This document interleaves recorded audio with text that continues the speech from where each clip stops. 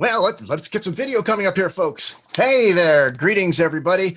Friends, neighbors, and welcome to yet another Ball Publishing webinar. I'm Chris Beatty's editor of GrowerTalks and Green Profit magazines and the e-newsletter Acres Online. And I'll be your host for the next hour or so as we tackle today's topic.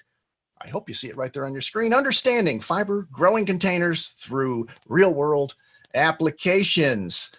Now, for as long as sustainability has been a buzzword in horticulture, the topic of natural pots, meaning not plastic pots, has been out there with manufacturers trying all sorts of alternatives from corn to cow poo, you name it. And one very popular option is recycled paper pots. They look great, they're cost effective, but do they really work in a commercial greenhouse setting? And just as importantly, do they work on the retail bench? Today, we're going to discuss that. Now, as I always tell you, I am not the expert on the topic. Someday I'll be an expert, but it's not today. Anyway, I am an expert at finding experts, and today we have one from the HC Companies, which offers the EcoGrow line of environmentally friendly paper containers. He is Bryce Anderson, a territory sales manager for HC and an expert, as a matter of fact, on fiber pots. Welcome, Bryce. Hey, hello, everybody. I don't know if I'm an expert, but maybe you can give some feedback at the end, Chris, and that'll be conducted in the form of a test to see what you learned. All right. Well, I didn't know there was going to be a test here. But actually, I will pay Only attention. For you, Chris. I will pay attention. I will pay attention. Now, Bryce, where are you broadcasting from today, my friend?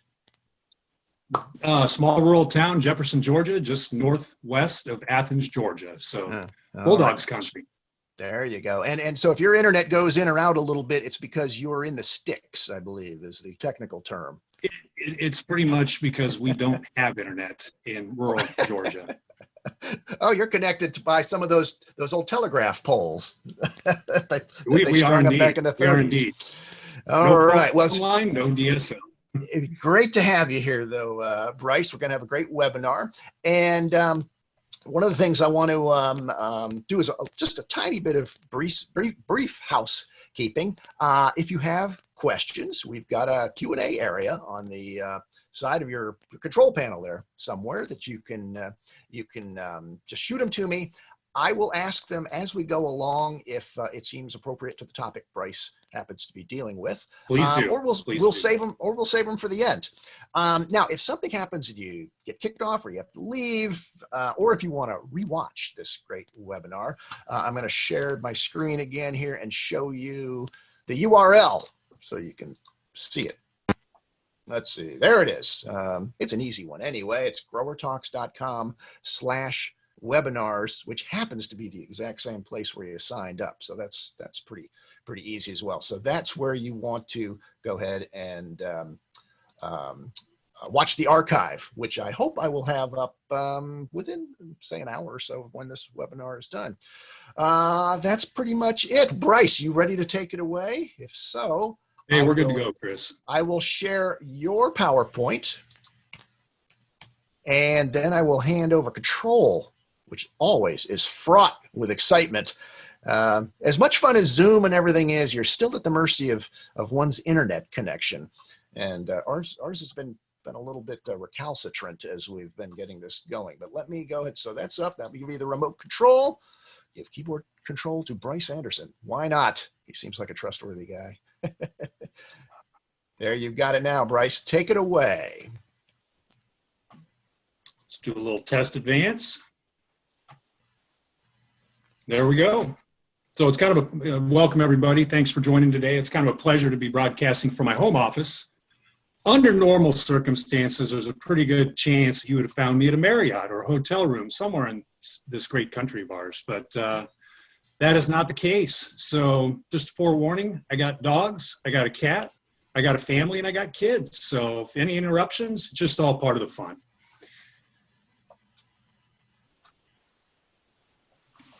So who is the HC Companies? Many of you probably have heard of the HC Companies or heard of some of the brands as part of our family. Dillon, ITML, Cord Products, Acro Mills, Listo, retail type products, And today we're going to be focusing a little bit on our fiber products, which are part of the cord family. HC, we're a big family-oriented company. It's a pleasure to work with the group of people that I work with on a daily basis. And, we're constantly trying to work together and primarily work safely. So safety is a huge thing for HC. But by and large, we want to be able to come up with and work with growers like y'all to try to, help you find solutions to what your everyday needs are. So we're very, very focused on what the customers are looking for. Primary manufacturing facility is in Middlefield, Ohio. Our main distribution center is just outside of Middlefield, and we also have smaller factories in Sebring and Florida and Sparks, Nevada. But Burlington, Canada is where all of our fiber grow containers are made. And we've been making fiber containers for over 30 years. It all started out with cord products over 30 years ago. Cord started a sustainable line of molded pulp containers. We still operate in the same factory that we started out in years ago.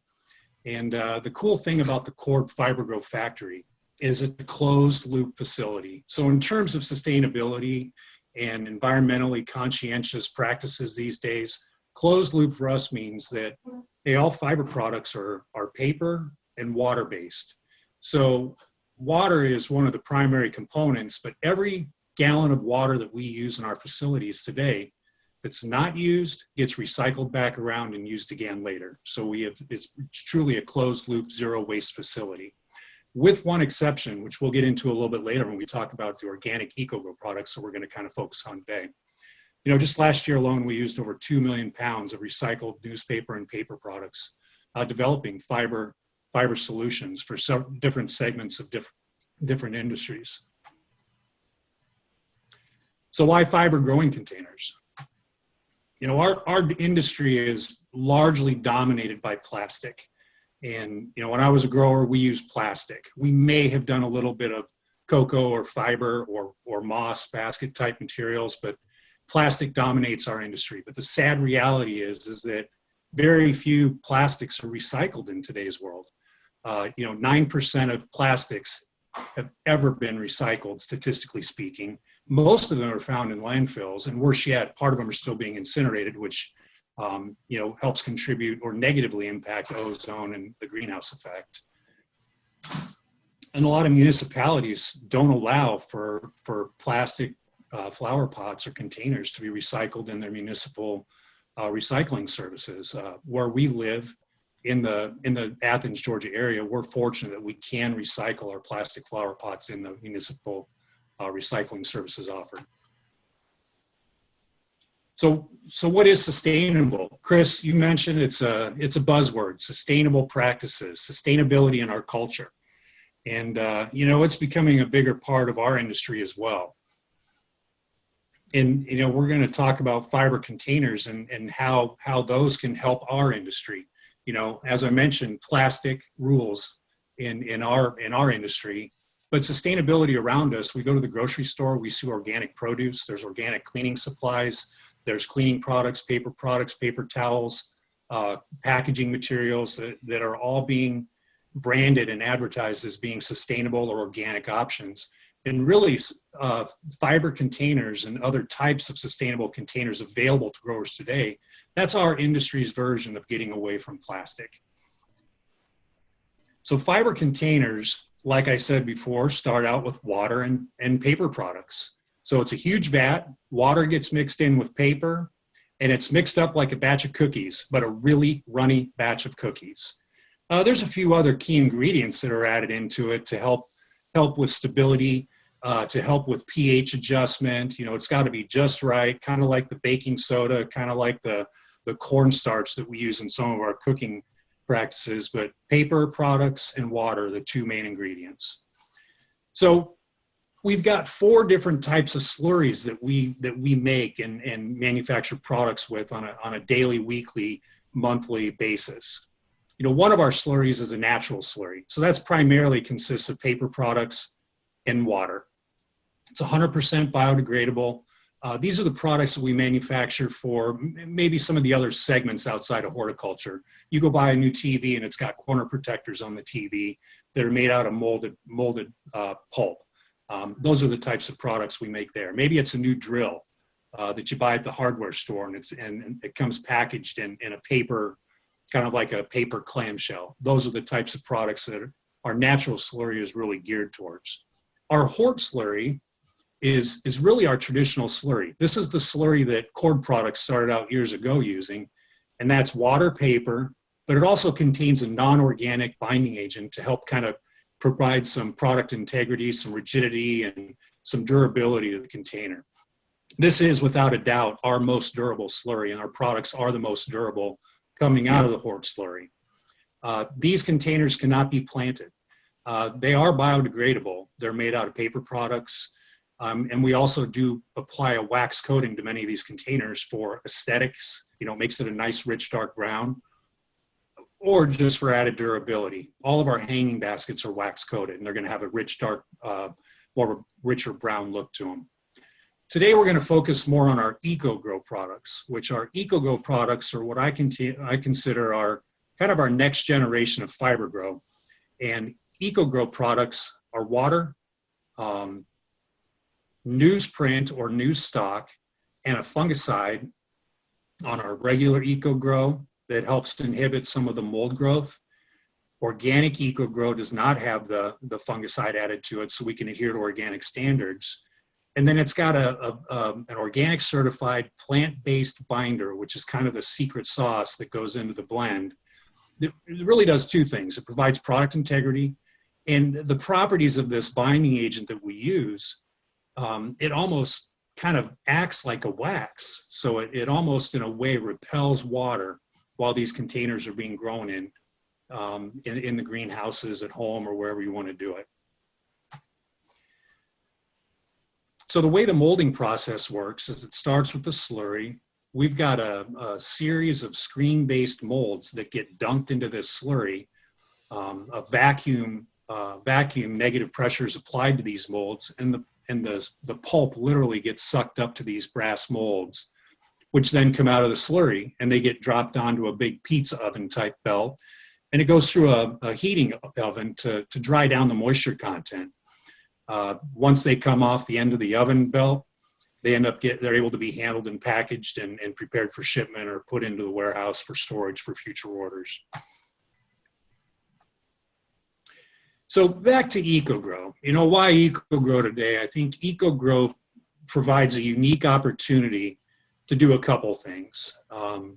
Whereas fiber grow containers are kind of chunky and thick-walled, maybe think of it as a thick-walled container, very durable, round pots, square pots, bowls, planters, in the fiber grow series have been around for close to 30 years. You can still find those products in our offering. We still sell a lot of them today. EcoGrow is this new thinner walled technology that was really designed around the needs of today's grower and today's retailer and some of the needs that today's consumers are looking for in a sustainable container alternative to plastic. So we have two primary lines of EcoGrow. We've got EcoGrow Standard, which is not organic certified, has the binding agent for strength. We manufacture EcoGrow out of post-industrial recycled newsprint. So this is printed paper, it's Sunday ads, it's black ink, it's colored ink. It's whatever you could expect to find in a Sunday ad or a Sunday newspaper when you bring it in to read it. You take that when you're done, we'll take that and we'll put it into our slurry to make EcoGrow pots. We do add a small amount of fungicide to this slurry to try to limit the mold growth that can sometimes persist with natural and sustainable alternatives available to us in the greenhouse. I kind of liken it to saprophytic mold that we sometimes find on the top of our pots as we're growing. And because of that, we can't claim that EcoGrow is compostable because the composting guidelines state that any non-allowed material cannot be used in a compost pile. Organic EcoGrow really comes into the growers that are organic certified. I get asked a lot, why do you have two lines of EcoGrow? Well, organic EcoGrow is made from post-industrial, unprinted new stock. So The NOP for organic certification and allowable materials does not allow for colored ink. It does not allow for glossy material or glossy paper to be used. So it's a really, really fine blend that we put together, and we're very particular about the new stock that we use. So to make it easy, we go unprinted, we go no glossy. So it's a totally different blend that's catered to the organic grower. And it also doesn't include the fungicide, which is not allowed for organic growing. So when should we use organic EcoGrow? I think that really in my mind, the only time that a grower should consider using organic EcoGrow products is if they're organic certified naturally, or if they're not organic certified, but they want to implement organic practices into their growing operation. Maybe they've got a couple houses that they want to promote organics and they're going to use organic practices. It would be a good opportunity to weave in some organic EcoGrow products. But if you're not organic certified and you're not required to be organic certified, you can stick with just standard EcoGrow.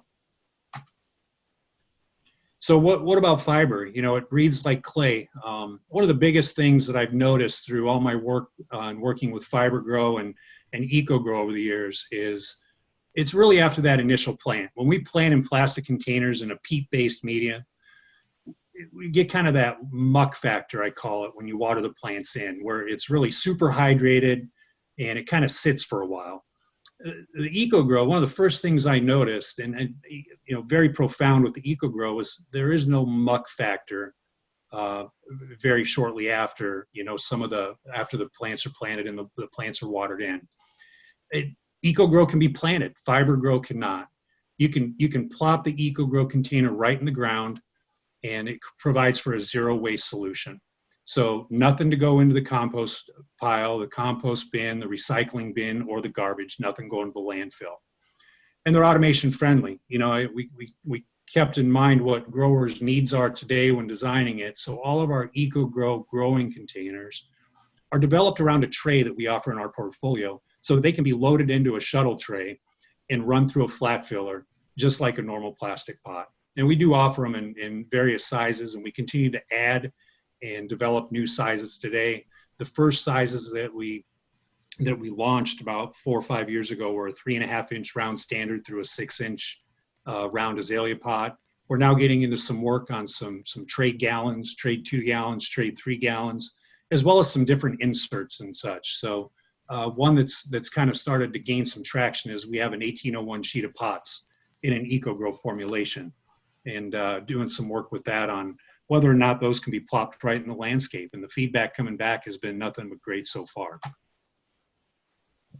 So why did we do trials? I've got a little bit of a trial background. I did a lot of trial work in college. I was a grower for many years. Used to work with different companies testing products. It's something that's fun for me. You know, kind of like at HC, I'm primary sales, but I love getting my hands into some of these things on the side, like our sustainability initiatives, do a little bit of new product development, and also part of our continuous improvement team as well. And, you know, I was interested. I wanted to find out, you know, what is it going to do? How's it going to work? So that's the number one question I get, and our team gets, and our reps out in the field get asked is, how does it hold up? How do these containers last during the growing cycle? How do they do during a retail cycle? So we wanted to find out. Started trials. I did a lot of these trials myself, or I monitored them personally.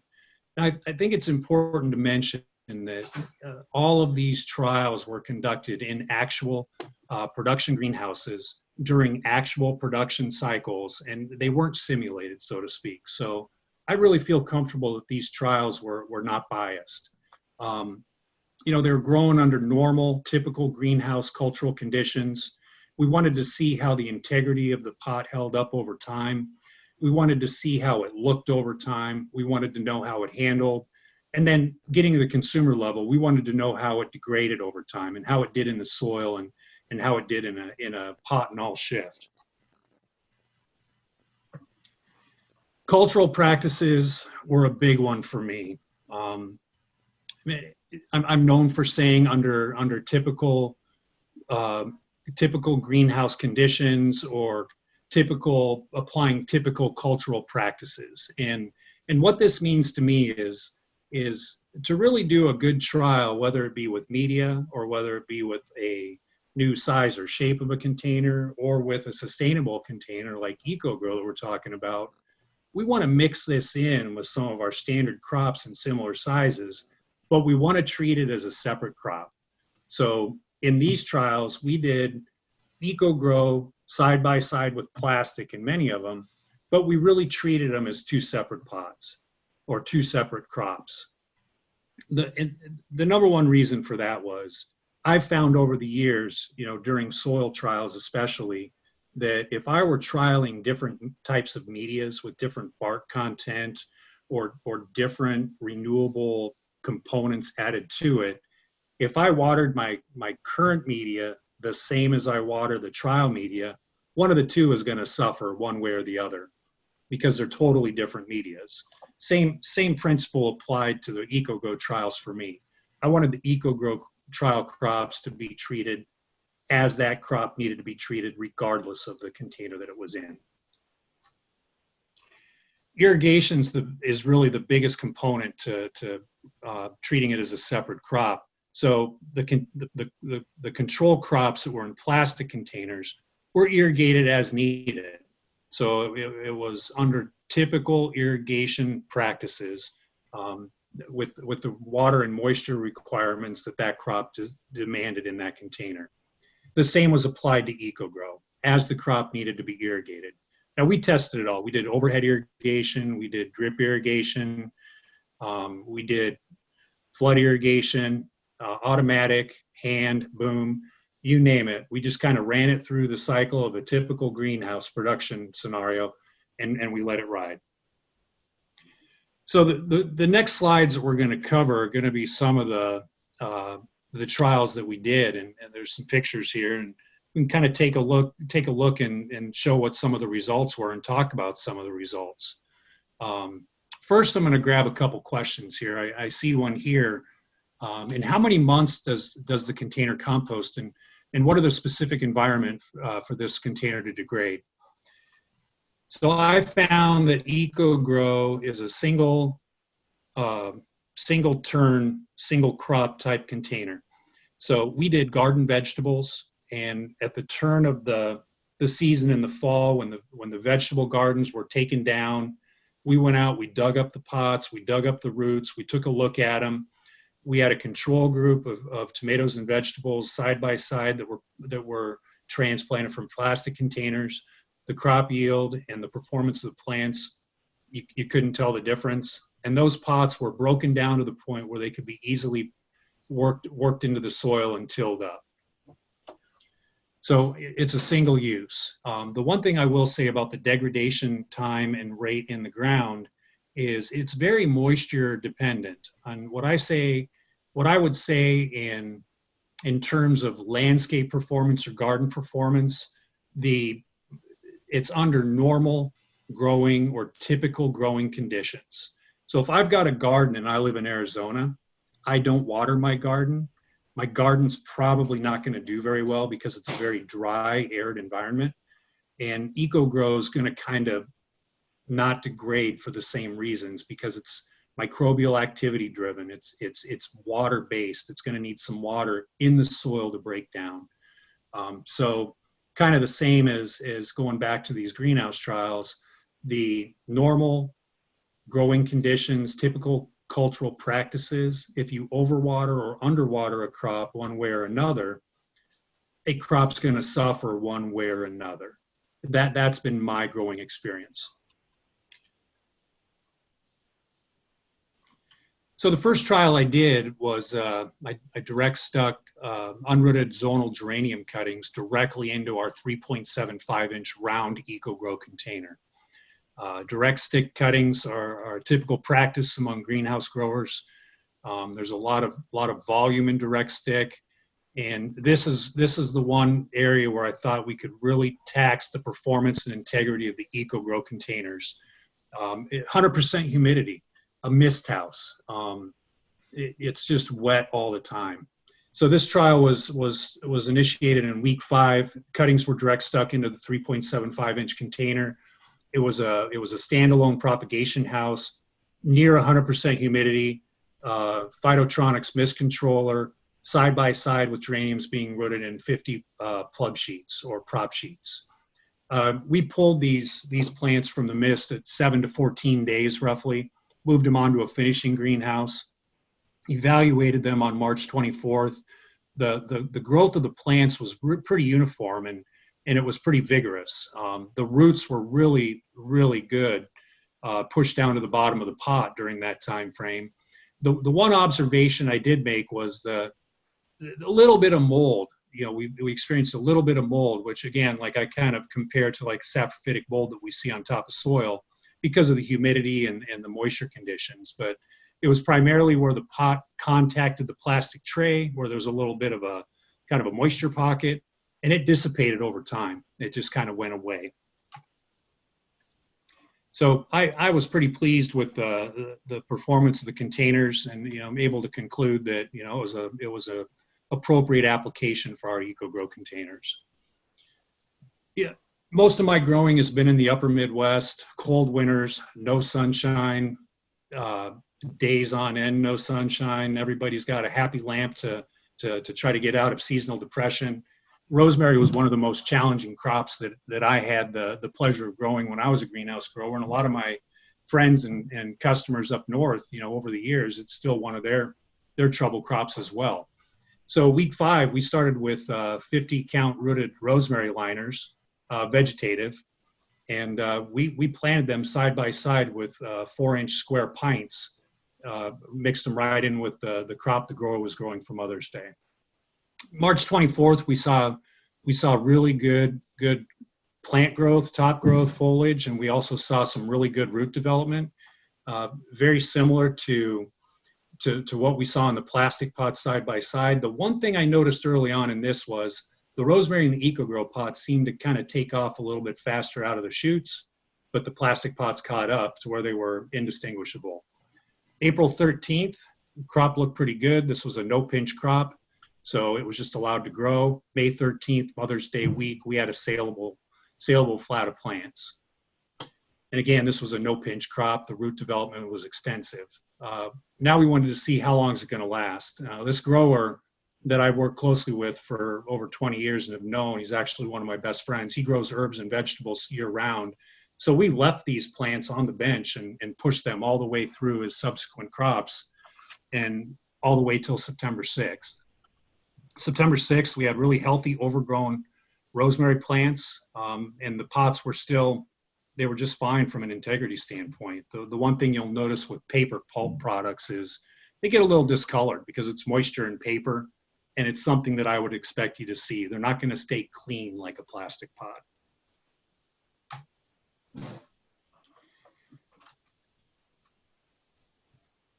So the next thing we wanted to really take a careful look at is our EcoGrow Organic containers, and primarily because our EcoGrow Organic containers lack that little bit of fungicide to prevent mold growth on the containers. So we started with 72 count rooted liners on March 24th, and if you'll remember, this is about the same time that we kind of broke down the rooted cutting, the direct stick program. On April 13th, we had pretty good growth on the geraniums and really good root development. Coming up on Mother's Day week for a no-pinch zonal geranium crop, really good foliage, good blooming, real similar to the pots that we had as a control group that were grown in plastic. This too, we wanted to push through. How's the organic gonna hold up, from a longevity standpoint? So we pushed these plants to September 6th as well. Had some discoloration, maybe a little bit more of the spots on the pots, but we had some really overgrown, gnarly looking geraniums with some pretty significant root development at the end of the trial. But the key here is we had an EcoGrow pot that could still be picked up and handled and transported and all the normal things that you'd want to do with a plastic pot. So perennials are a big one. Perennials grow a little different. They grow a little bit cooler season. Perennial programs are very different from annuals, which I consider more of a faster crop, shorter cycle crop. This particular grower does a lot of spring, summer, and fall perennial liners. And he also does a lot of shifting of his perennials into larger containers for next season sales. So what we did here is we started with our 4-inch EcoGrow containers, and we started, we transplanted some 50 count heucheras and some Asclepias tuberosas into the 4-inch containers, and we just grew them on. The typical shift for this grower is, sometime in September. We took this trial from August 4th through September 6th. And as you can see in the photo of the Asclepias on September 6th, the growth was phenomenal. The root development was significant. And we shifted these plants, EcoGrow pot and all, into our trade 1-gallon containers to grow on the rest of the fall. I don't have pictures to show this, but these containers actually got overwintered in this gentleman's greenhouse, and they were brought back to life in the spring when it was time, and they were sold on to his customers, and they really truly blended right in with the shifts that he had done from a plastic pot, where he pulled the pot off and shifted it.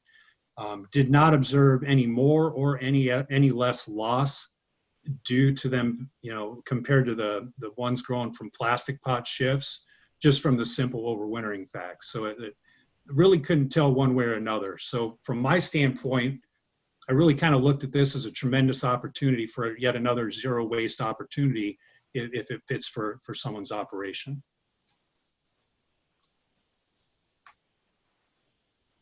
So what about the plantability? Hey, Bryce, can the EcoGrow pots be planted? My short answer is yes. This was the first work that we did to kind of gauge the plantability and the degradation rate of EcoGrow.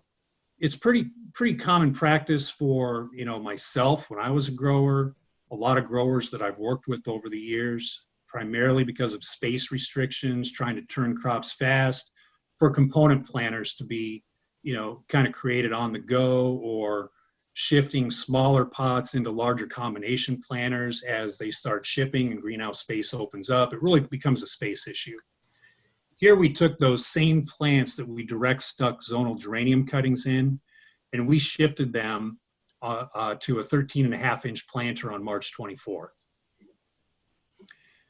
We did 4 control groups. We did 3 control groups. We did a control group that had shifts from a plastic pot of the same size, 3 plants per pot.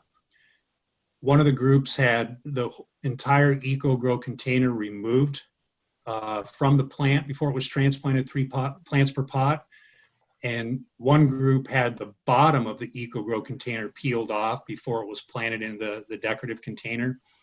And then the group we're looking at here was the group that was planted pot and all, 3 plants per pot into the 13.5-inch planter.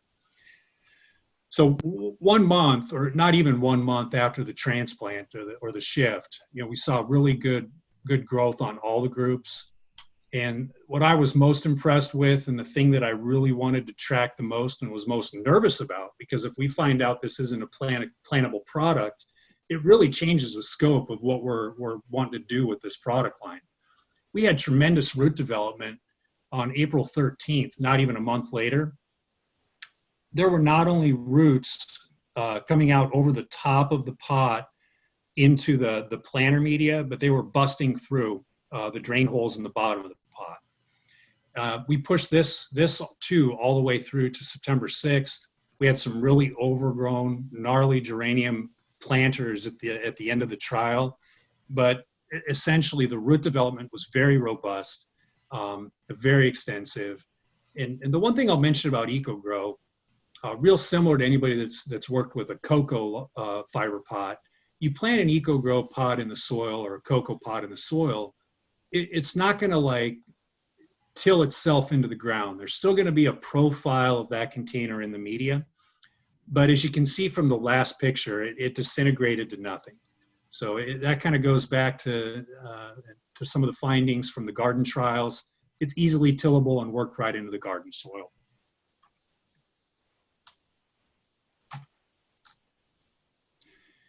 Here's a trial that was conducted by a wholesale grower in Georgia, and this is for an actual crop that they do. They have an organics program for one of their customers that had traditionally been grown in a plastic container, and they wanted to give EcoGrow a shot. So for this trial, they worked and incorporated EcoGrow 4-inch right in with their 4-inch plastic pots that they were currently using for their organics program.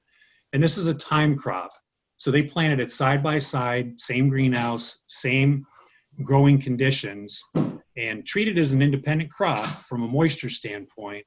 But it really took off, and it did what we were hoping it would do. It did what they had hoped it would do, finished well. And the next year they switched the organics program over to the EcoGrow pot, our organic EcoGrow, because it is an organic certified program that they do. And that program is still going today. That's become a piece to their mix. And what we've done here is, questions from retailers and questions from consumers. How do we handle the EcoGrow? What are we supposed to do with this? We've worked with this grower and their retailer at their request to really provide the retailer with some tools to be able to address the questions that their shoppers have, and to try to educate the consumers on what they can do with this plant, because it's in a totally different container than the plastic they bought last year.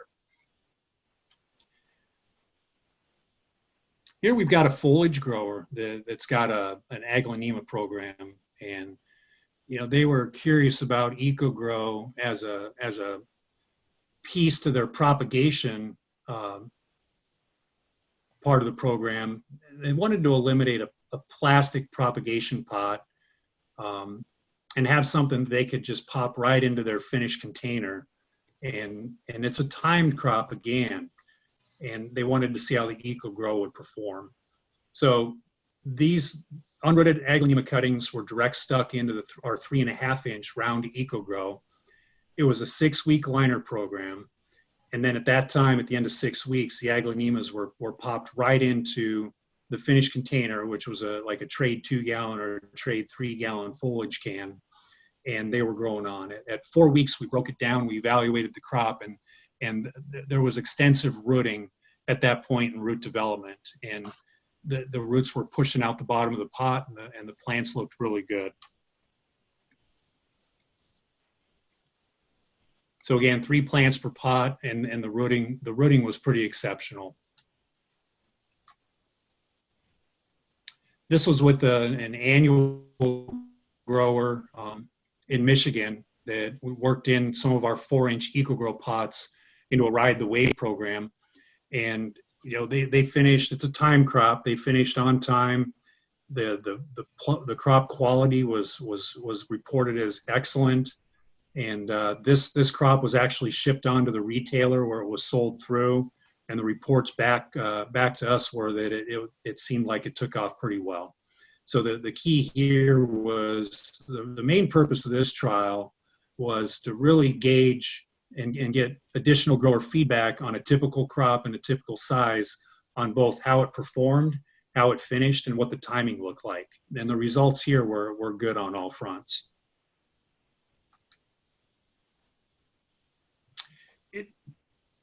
I'm very encouraged by the trial work that we've done. I'm very encouraged with the results of the trial work that many growers that we work with have done.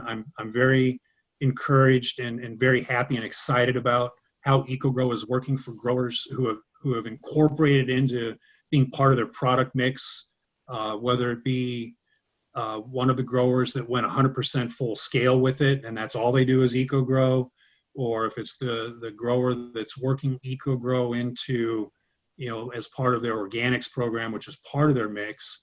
We're getting really good results all around and good feedback all around. But, I can go over slides with everybody, all day long and talk about growing.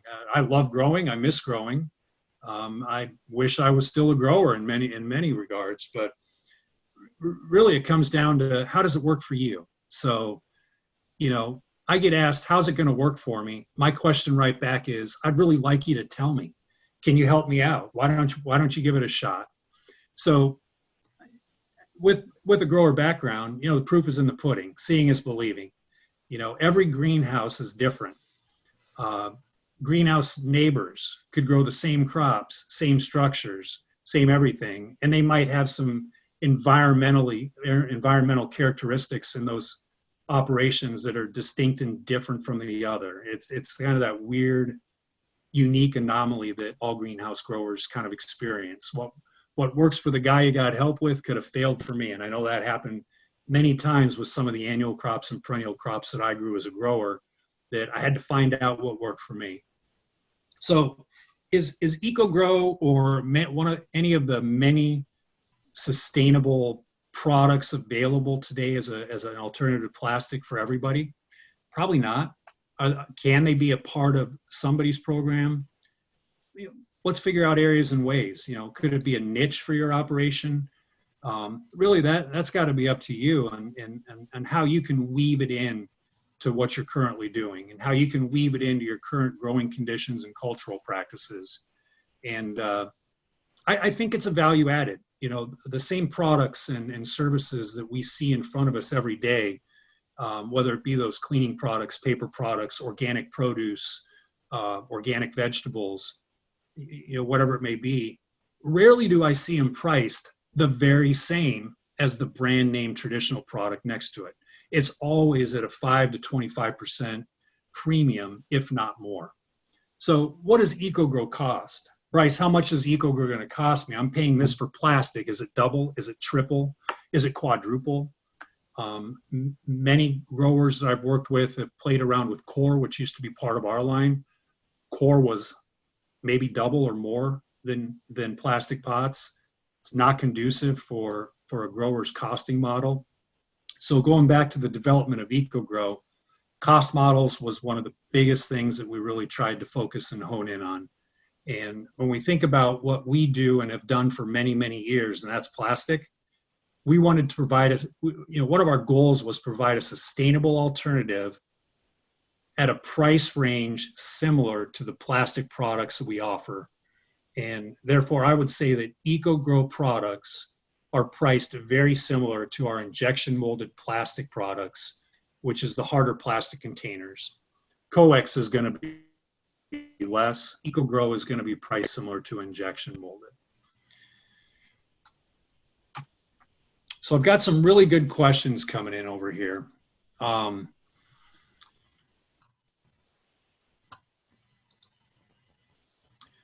So here's one. To what degree do the plants in the fiber containers dry out compared to plastic pots? This is a great question. And I'm going to answer this one in two ways.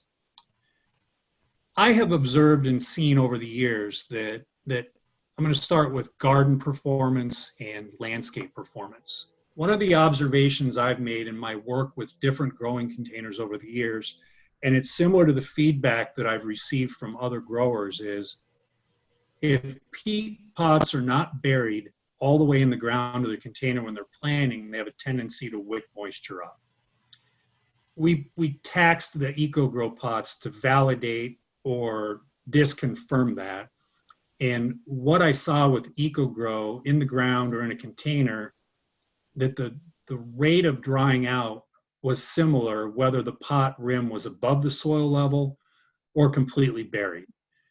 And it just kind of became part of the media, if you will. So the moisture was more lateral through the container versus up and out. In terms of water requirements side by side with plastic, the containers that were grown, I kind of look at drying rates as kind of like a twofold process from a growing standpoint. I've got early season and I've got late season. Now, what I considered late season was kind of like everything's going to need water because it's 80 degrees out on April 15th and the sun is shining. So I don't know that I was able to really confirm or disconfirm that EcoGrow pots needed more moisture than plastic pots during the late season period of our growing cycles, because the plastic pots side by side needed water as well that day. EcoGrow pots did not require additional water reps So they did not need to be watered twice, whereas plastic pots didn't need to be watered twice. Early season, I didn't notice a lot of difference. The biggest thing from a moisture standpoint was kind of that muck factor that I observed, and that it didn't seem to have that water encapsulated peat moss, or the peat moss encapsulated water in the EcoGrow media like it does in plastic pots sometimes. It just kind of seemed to even out a little bit more. So I didn't notice again that EcoGrow needed watered on days that plastic didn't need to be watered. It wasn't reported that EcoGrow containers need to be watered twice as much or a whole lot more. So I think it's going to be treated as very similar.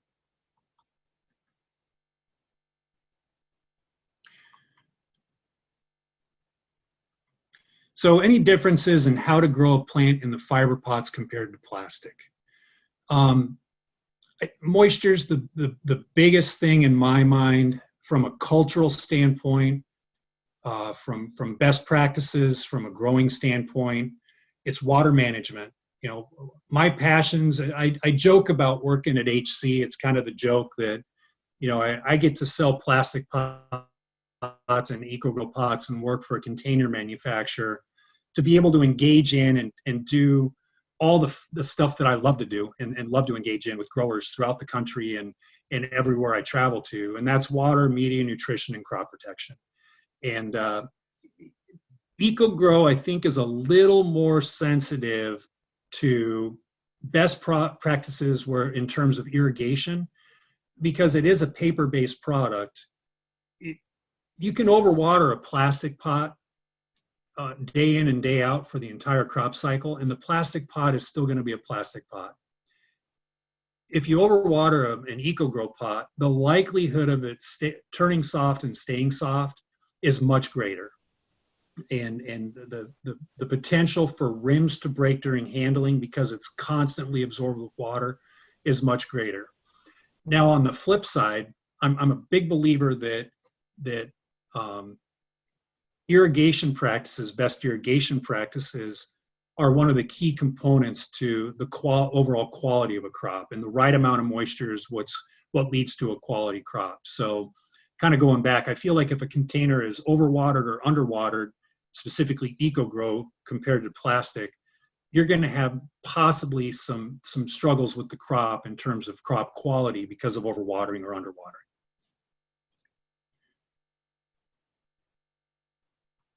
So here's a question about fungicide buildup in the soil and cause microbe issues.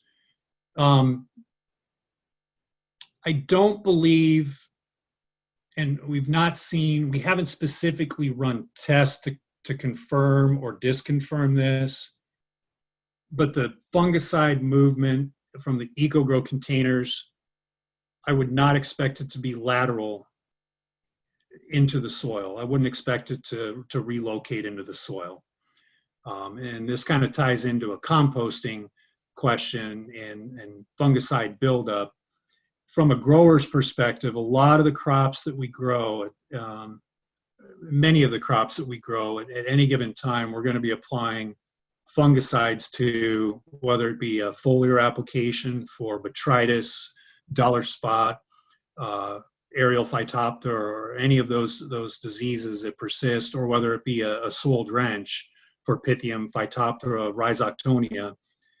I wouldn't expect that the fungicide level in the EcoGrow containers to be or contribute any more than any of those other growing practices that we apply to our crops throughout a given growing cycle throughout the year.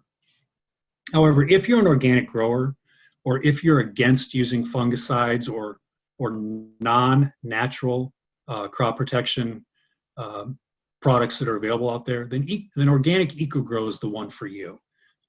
Organic EcoGrow wasn't just for the certified organic grower. It's for the grower that also has some personal beliefs and some personal positions on what should and should not be used in the greenhouse. How long do these plants last in a production retail setting? So, I pushed some of these trials all the way through September, the first week in September, and I believe they probably could have been pressed a little bit longer. Again, it really comes down to moisture again. I feel that if products are just being taken care of to be sold in a common best practices type of way, I think the success from the growing all the way through the cell cycle, you're going to find success there. How many months or years would the pot hold together? This is really a single crop, single season type container. If you're looking for a sustainable alternative for perhaps a multi-season crop, then I would encourage you to check out our FiberGrow line, which is really the kind of the old technology, the really thick, chunky containers that is our most durable fiber container available. Let's see what else we've got here. EcoGrow pots with aqua mats. So we did aqua mats and we actually did flood troughs, and the moisture was easily taken up by the EcoGrow pots, perhaps even easier than a plastic pot with the limited drain, where they're limited to the drain hole absorption only. The one thing that would maybe provide an area of caution with an aqua mat or a capillary mat system, if you let that mat sit wet 24/7, it is a paper-based pot, and there's a potential for the bottom of the pot, to get a little bit soggy, not have an opportunity to dry out. The integrity of the EcoGrow container itself is really contingent on normal irrigation cycles, normal wet-dry cycles, and giving the plant water when it needs it. Plastic pot can sit on a cap mat and aqua mat all day long. It's still going to be there, but the EcoGrow pot's a little more susceptible to softening. I actually had EcoGrow sitting in a 5-gallon bucket of water for several months, and I would let those pots sit in that water for a month. Then I'd take it out and set it on a saucer on my desk. It would dry down to its original state, was not soft, did not degrade. So it will hold up through the normal wet-dry cycles, but there's something about the combination of being in the ground and the microbial activity associated with things in the ground that allow for the pot to break down and biodegrade over time once it's been planted.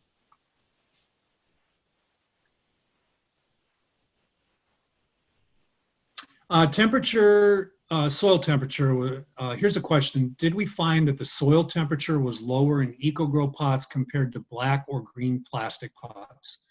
That's a great question.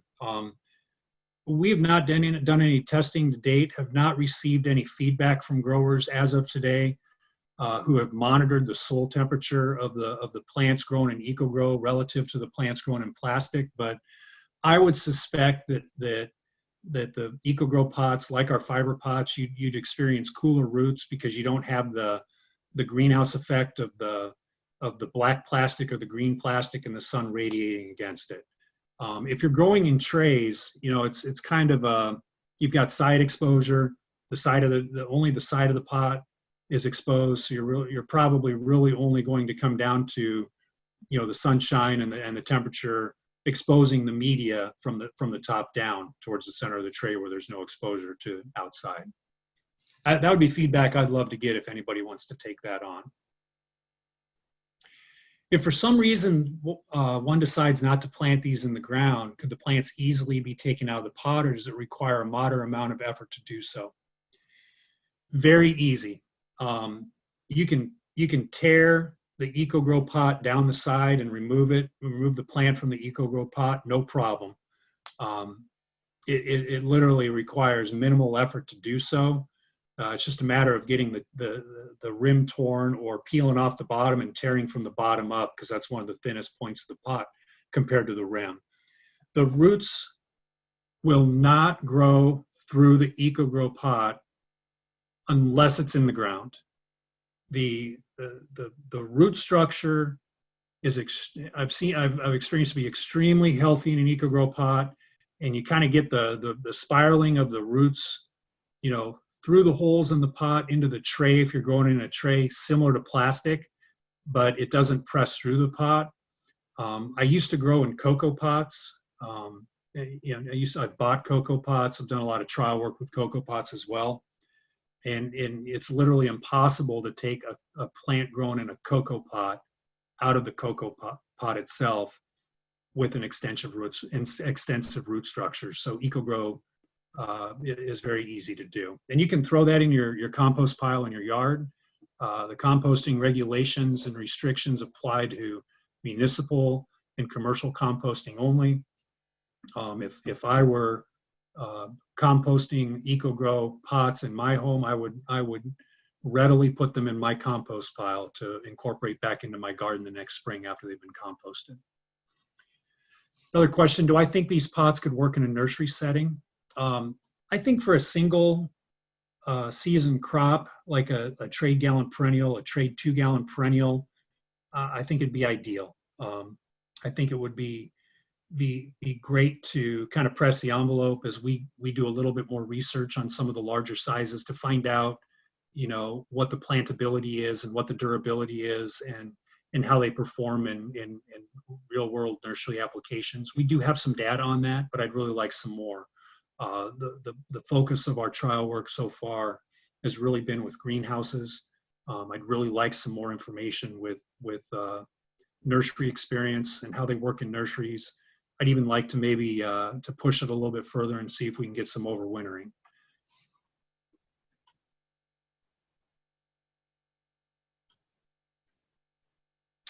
How does EcoGrow pot affect the pH or nutrient uptake?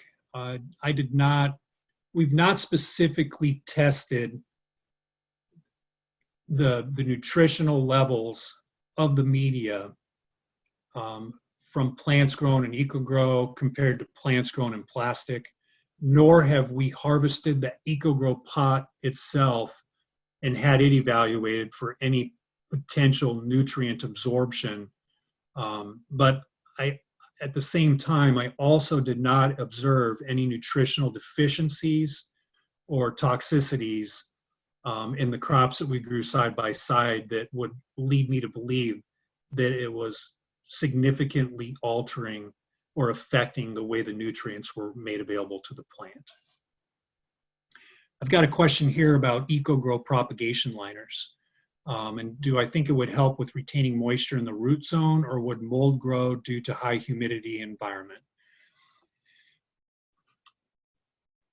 We've got a very small selection of EcoGrow containers today, and we've got a lot of work and a lot more that we're working on than what's actually available today. In addition to the original sizes that we launched of a 3.5-inch round to a 6-inch azalea pot, we've been doing a lot of research and development on square pots, and the square pots are being designed specifically to fit shuttle tray systems so they can work through automation, conveyors, flat fillers easily, transplanters. We've also started trialing and testing many of our traditional fiber grow products, the products that have been around for 30 plus years, and manufacturing them in the eco slurry, the EcoGrow slurry, and getting them out in the market and see how they perform. Right now, the smallest EcoGrow liner, if you will, that we produce is a 1801 sheet of pots. It's a 3.5-inch square in a sheet. You can get it perforated or unperforated, and we're actually doing some work with an 804 insert right now as well. Anything we do in an insert perforated type situation can also be done as unperforated. It's just a matter of the way it's molded. We'd like to do more, and we'd really like to know what you're looking for. If you've got some ideas for prop sheets, for inserts, for annuals, for vegetables, sizes, if you want to know what else we can do, please reach out to us and let us know, because for me, it's all about creating something that's going to work for you and your greenhouses and can be best applied to your business model, rather than me saying, here's what we got, which one do you want? So we'd love to partner with you and come up with some more ideas and some more solutions that are really catered and crafted to your individual operations. How are we doing on time, Chris? Are you still there? Yes, I am still here, and you can answer those last. We've only got 4 questions left, so go for those. Oh, okay, okay. Do EcoGrow pots increase the EC of the soil? Does it accumulate salts from fertilizers? This kind of goes back to the tying up nutrients. I didn't observe or notice any what I'd call salt rings on the EcoGrow pots or salt lines on the EcoGrow pots. But I didn't push the trials from a fertigation standpoint to the point where they were being over fertilized either, so that there was an accumulation of salts. You know, based on my experience as a professional commercial greenhouse grower and production manager, and the work I've done with EcoGrow, I would tend to believe that the salt buildup would be largely as a result of over fertilizing rather than EcoGrow holding or tying it up. Can I speak more to automation systems I said they are compatible with? And what about systems that use suction to lift the pots? Suction is, you know, we've worked with we've done a lot of work with some of the kind of the automation solutions companies out there that manage and kind of work with growers on automation needs, from flat filling, pot dispensing, transporting, you name it. And suction's not great for EcoGrow. It's not great for fiber, and that's largely due to the kind of the rough surface and the nature of the surface. It's very inconsistent and really not a viable product or viable automation solution there. But there are some, from a dispensing standpoint, we try to be careful with the rims on the EcoGrow pot to make sure that they, to try to create a situation where the denesting clips can dispense them down. But there's also some methods out there that have been used in practical applications and by actual growers that include like a needle dropper, which will, you know, grab the pot and drop it and kind of pull it down. Again, we've got some feedback. We've done some work. We did a lot of work with we've got a true 10 by 20 microgreens tray that we developed for a microgreens grower, and they're 100% automated. And that tray was designed around automation, dispensing, filling, handling, moving around. We'd like to do more. If you've got a unique automation system in place, we'd love to partner with you and find out what we can do, because let's learn together. Do different substrates make a difference in EcoGrow pots, European versus Canadian peat, wood fiber mix, perlite, cocoa peat? I've used it all. With the exception of wood fiber,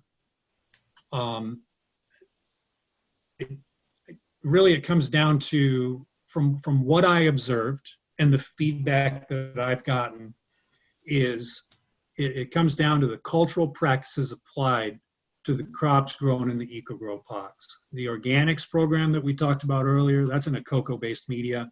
Done it in Minnesota Hypnum peat moss. We've grown in Canadian peat moss, both Manitoba and the long fibrous blonde peat moss out of New Brunswick. So we've tried a varieties of media, and it all comes down to cultural practices, but the crops did well. Will the fungicide in the EcoGrow pots work against beneficial microbes such as trichoderma or Bacillus subtilis?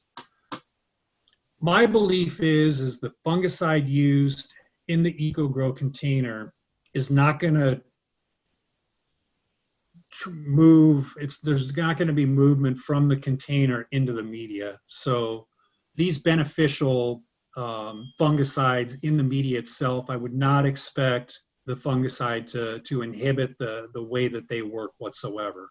But again, this is something if you'd like to give it a shot and give us some feedback, get a hold of me and let's see if we can't get something figured out. Because this is not a trial that we've written a scope around specifically to test. And that's a great question. I'd really like to learn and understand more, especially around the temperatures, as well as the fungicides, the salt buildup, and all that. Bryce, that was a fantastic presentation. Lots of great questions came in. I suspect people will have more questions. And if you do, let me just put that back up in case you missed Bryce's contact information. Operators are standing by, correct? Or they can reach Indeed. you.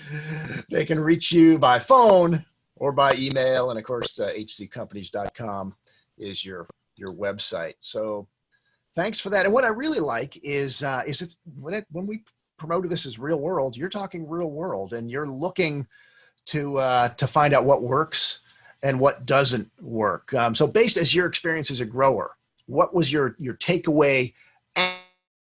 Not as a guy who works for the HC companies, but as a grower about EcoGrow. So I used peat pots have been around for years from a variety of different sources. I actually use peat pots. A lot of growers I work with today still use peat pots for cucurbits and squashes and melons and some of those crops you want to sell quick, get them out the door, oftentimes before they're rooted. And it was mush. It was really hard to handle. I was a grower retailer, and my customers handling what I will refer to as the traditional sustainable alternative to plastic. It was a bit of a challenge. And the thing that encourages me most about EcoGrow, as a grower, I can incorporate it into my product mix and without even really a bump in the road. Maybe a little bit of cultural practices variations to how I treat those crops, but no more or no less than how I would treat a tomato crop, different from a pepper crop, different from a snapdragon crop, different from a Vinca periwinkle crop. So we don't have the luxury of growing like European growers do. We've got hundreds of varieties, and we treat them all like a micro crop. Yeah. So in other words, whatever your previous experience is with some kind of a natural or bio pot, give these a try. It looks like a whole new generation of product. Don't let me be the one to say they work. Try it out yourself. Seeing is believing. There you go. And I'm sure Bryce will hook you up. Well, everybody, thanks so much for attending. Like I said, this will be archived. Let me put the address up there again, just so you can share it. But heck, it's so easy. It's growertalks.com/webinars, the same place you signed up, and you can sign up for other webinars there, which we'll be doing. And I'll try to get it up within the hour or so. Well, Bryce, I want to say thanks for helping us out with this great webinar. Great information. Thanks for having me. For Bryce and all the other fine folks at the HC companies, and for all my stellar staff at GrowerTalks and Green Profit and Ball Publishing, who work hard so I don't have to. This is Chris Beatty saying, so long, everybody.